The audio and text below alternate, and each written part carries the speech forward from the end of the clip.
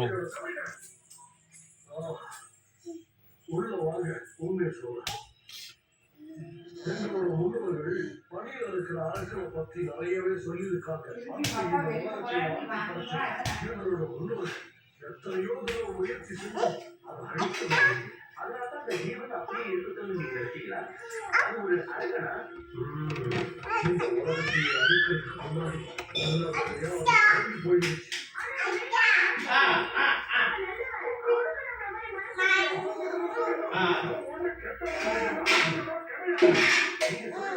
நம்பவே முடியல.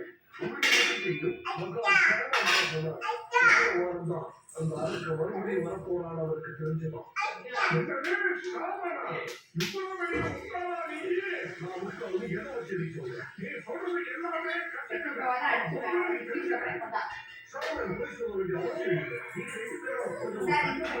இல்லை.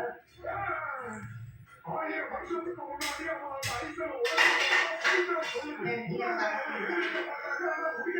இந்த காலத்திலேயே அவன் விடுதலை அறிஞ்சு சுதந்திரமா சுத்தரமா எல்லாரும் எதிர்பார்த்தாங்க.